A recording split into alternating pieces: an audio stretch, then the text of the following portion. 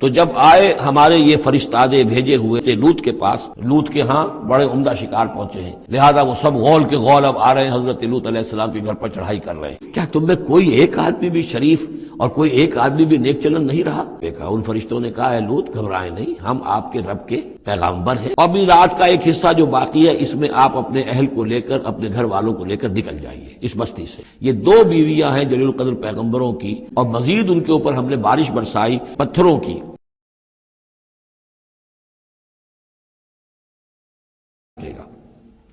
وَلَمَّا جَاءَتْ رُسُلُنَا لُوطًا سِیءَ بِهِمْ وَضَاقَ بِهِمْ ذَرْعًا، تو جب آئے ہمارے یہ فرشتادے بھیجے ہوئے، ہمارے یہ پیغامبر، یہ فرشتے لوط کے پاس، سِیءَ بِهِمْ، کہ وہاں پر یہ بھیجے گئے تھے بہت خوبصورت لڑکوں کی شکل میں، اور ان کے ہاں جو تھا معاملہ، آپ کو معلوم ہے کہ جو عبرت پرستی ان کے ہاں تھی اور جو سوڈمی تھی، تو یہ لڑکے خوبصورت آ گئے تو اس قوم کے لیے، تو ان کے لیے جشن ہو گیا کہ ہمارے لیے شکار آ گئے ہیں بہت اچھے، لوط کے ہاں بڑے عمدہ شکار پہنچے ہیں، لہذا وہ سب غول کے غول اب آ رہے ہیں حضرت لوط علیہ السلام کے گھر پر چڑھائی کر رہے ہیں۔ تو جب ہمارے یہ فرشتادہ، ہمارے یہ جو نوجوان لڑکوں کی شکل میں جن کو بھیجا گیا تھا فرشتوں کو، وہ جب پہنچے حضرت لوط کے پاس، سِیءَ بِهِمْ، وہ ان کو دیکھ کر بہت غمگین ہوا کہ یہ بڑا میرے لیے، وَضَاقَ بِهِمْ ذَرْعًا، ان کا دل بڑا تنگ ہوا، وَقَالَ هَذَا يَوْمٌ عَصِیبٌ، اور انہوں نے کہا یہ تو میرے لیے بڑا سختی کا دن آ گیا ہے، میرے پاس اتنی طاقت نہیں ہے کہ میں ان بدبختوں کا مقابلہ کر سکوں،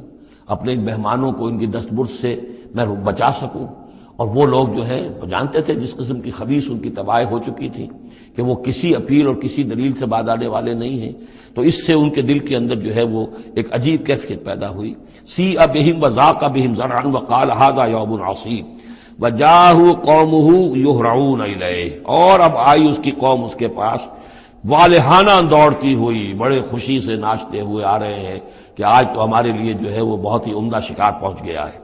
وَمِن قَبْلُ كَانُوا يَعْمَلُونَ السَّیِّئَاتِ، اور وہ پہلے ہی سے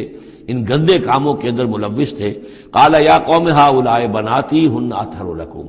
حضرت لوط نے فرمایا کہ دیکھو میری قوم کے لوگوں، میری بیٹیاں موجود ہیں، وہ تمہارے لیے بہت پاکیزہ ہیں۔ اس کے دو معنی کیے گئے، ایک تو یہ کہ بیٹیوں سے مراد ہے کہ جو تمہاری بیویاں ہیں وہ میری بیٹیوں کے مانند ہیں۔ نبی جو ہوتا ہے وہ گویا کہ قوم کے لیے والد کی جگہ ہے، جیسے کہ قرآن مجید میں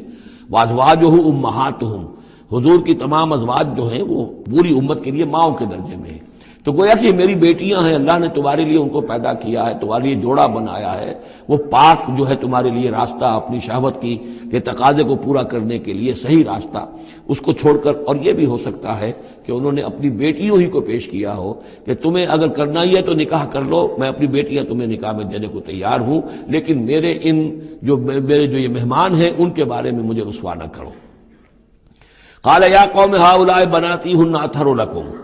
فاتقوا اللہ ولا تخزون فی ضیفی، تو اللہ کا خوف کرو اور دیکھو مجھے میرے مہمانوں کے معاملے میں رسوا مت کرو۔ الیس منکم رجل رشید، کیا تم میں کوئی ایک آدمی بھی شریف اور کوئی ایک آدمی بھی نیک چلن نہیں رہا؟ یعنی کوئی تو تم میں سے ایسا نکل آتا جو میرا ساتھ دیتا، جو میری ہاں میں ہاں ملاتا، تم میں تو معلوم ہوتا ہے کہ کوئی ایک شخص بھی شریف النفس باقی نہیں رہا۔ قالوا لقد علمت ما لنا فی بناتک من حق، انہوں نے کہا کہ اے لوط تمہیں خوب معلوم ہے تمہاری بیٹیوں پر ہمارا کوئی حق نہیں ہے۔ اس سے معلوم ہوتا ہے وہ دوسری ہی بات ہی زیادہ راجح ہے۔ وَإِنَّكَ لَتَعْلَمُ مَا نُرِيدُ، اور تم خوب جانتے ہو جو ہم چاہتے ہیں، یعنی باتیں مت بناؤ، ہماری توجہ جو ہے ادھر ادھر لے جانے کی کوشش نہ کرو، تم جانتے ہو ہم جو چاہتے ہیں، جس کے لیے ہم حاضر ہوئے ہیں، جس کے لیے ہم پہنچے ہیں۔ قَالَ لَوْ أَنَّ لِي بِكُمْ قُوَّةً، انہوں نے کہا کاش کہ میرے پاس تمہارے مقابلے کے لیے کوئی طاقت ہوتی، او آوی الی رکن شدید، یا میں کوئی قلعہ ایسا ہوتا جس میں مضبوط میں جا کر پناہ لے لیتا اور تم سے اپنے آپ کو اور اپنے مہمانوں کو بچا لیتا۔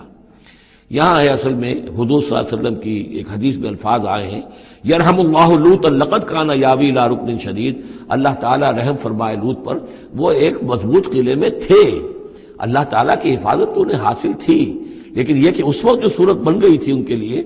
جیسے جب جادوگروں نے جو اپنے انچر پھینکے تھے اور وہ بھی بن گئے تھے فرعون کے دربار میں، وہ بھی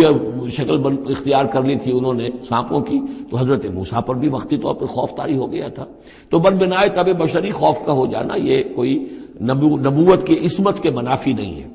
تو یہاں پر بھی اللہ تعالیٰ کی حفاظت تھی، اور جیسا کہ آیا فرشتوں نے پھر ذرا سا ایک ہاتھ ہلایا اور سب کے سب اندھے ہو گئے، وہ اس طرح کا معاملہ تفاصیل تورات میں ہے۔ قال لو ان لی بکم، لیکن جو حسرت کی کیفیت تھی اور جس طرح ضیق میں ان کی جان اس وقت آئی تھی، اس کا تصور کیجئے، کاش کہ میرے پاس تمہارے مقابلے کے لیے طاقت ہوتی، او آوی الی رکن شدید، یا کوئی ایسا ہوتا مضبوط مستحکم قلعہ جس میں جا کر میں پناہ لے لیتا۔ قالوا یا لوط انا رسول ربک، ان فرشتوں نے کہا اے لوط گھبرائیں نہیں، ہم آپ کے رب کے پیغامبر ہیں، بھیجے ہوئے ہیں، لن یصلوا الیک، یہ آپ تک پہنچ نہیں پائیں گے، آپ کو کوئی گردن نہیں پہنچا سکیں گے، آپ بالکل اطمینان رکھیں۔ فَأَسْرِ بِأَهْلِكَ بِقِطْعٍ مِّنَ اللَّيْلِ، اور بھی رات کا ایک حصہ جو باقی ہے اس میں آپ اپنے اہل کو لے کر، اپنے گھر والوں کو لے کر نکل جائیے اس بستی سے۔ وَلَا يَلْتَفِتْ مِنْكُمْ أَحَدٌ، اور کوئی بھی آپ میں سے پیچھے نہ دیکھے، پیچھے توجہ نہ کرے، پیچھے کی طرف کوئی خیال نہ آئے کہ ہمارے دوست تھے اور ہمارے یہ تھے اور ہمارے عزیز تھے، إِلَّا امْرَأَتَكَ، اور آپ کی بیوی بھی ساتھ نہیں جائے گی، وہ بھی یہیں رہے گی۔ یہ دو بیویاں ہیں جلیل القدر پیغمبروں کی، جن کا ذکر پھر آئے گا بڑی وضاحت کے ساتھ سورہ تحریم میں۔ ایک حضرت نوح علیہ السلام کی بیوی اور ایک حضرت لوط کی بیوی، کہ یہ اگرچہ کہ کانتا تحت عبدین من عبادنا صالحین فخانتاہما فلم یغنیا عنہما من اللہ شیئا، اگرچہ وہ ہمارے دو بہت ہی نیک اور بہت ہی برگزیدہ بندوں کے تحت تھیں، ان کے گھروں میں آباد تھیں، لیکن یہ کہ انہوں نے خیانت کی، اور اس کے نتیجے میں یہ ہے کہ پھر وہ اللہ تعالیٰ کے عذاب سے ان کے شوہر انہیں بچا نہیں سکے، نہ حضرت نوح بچا سکے اپنی اس بیوی کو اور نہ حضرت لوط بچا سکے اپنی اس بیوی کو۔ الا امرأتک، سوائے آپ کی بیوی کے، انہ مصیبھا ما اصابہم، اس کے اوپر تو وہی مصیبت آ کر رہنی ہے جو ان سب پر آنی ہے۔ ان موعدہم الصبح، اور دیکھیے ان کے وعدے کا وقت صبح کا ہے، صبح کو وہ عذاب آ جائے گا۔ الیس الصبح بقریب، کیا صبح قریب نہیں ہے؟ یعنی اب جلدی کیجئے، اب آپ فوری طور پر یہاں سے اپنی بچیوں کو لے کر نکل جائیے۔ فلما جاء امرنا جعلنا عالیہا سافلہا، جب ہمارا حکم آ پہنچا ہم نے اس کے اونچے کو نیچا کر دیا، یعنی کسی بستی کو تلپٹ کیا جائے تو چھت نیچے ہو جائے گی اور جو بنیادیں اوپر آ جائیں گی۔ عالیہا سافلہا، الٹ کر رکھ دیا بستیوں کو۔ وامطرنا علیہا حجارۃ من سجیل، اور مزید ان کے اوپر ہم نے بارش برسائی کنکروں کی، پتھروں کی، یعنی یہ کہ ایک طرف تو یہ کہ کچھ زلزلہ آیا یا کچھ اور زمین میں دھماکہ ہوا، ایکسپلوژن ہوا جس سے وہ بستیاں الٹ گئیں، اور اس کے بعد یہ ہے کہ آسمان سے پھر بارش ہوئی ہے ان پر سجیل۔ یہ سجیل اصل میں فارسی کا لفظ ہے سنگ گل، سنگ گل یعنی یہ کہ مٹی جو ہے اگر کسی صحرا کے اندر تھوڑی سی پھوار پڑے اور زیادہ تیز بارش نہ ہو تو وہ ہر قطرے کے ساتھ تھوڑی سی مٹی مل کر وہ ایک چھوٹا سا دانہ بنتا ہے، اور وہ پھر دھوپ جب پڑتی ہے تو وہ پھر پک جاتا ہے، جیسے کہ کہیں آپ اینٹیں پکاتے ہیں اپنے ان کے اندر بھٹیوں کے اندر، یہ پھر کہلاتی ہے سنگ گل، یعنی پتھر تو ہے لیکن یہ پتھر نہیں ہے، یہ مٹی کے بنے ہوئے پتھر ہیں، کنکر ہیں۔ ان کنکروں کی بارش ہوئی جس کے اندر کہ اس کو بالکل دفن کر دیا گیا ان دونوں شہروں کو۔ منضود، تہ بر تہ، تہ بر تہ، وہ جو بارش ہو رہی تھی کنکروں کی تہ بر تہ۔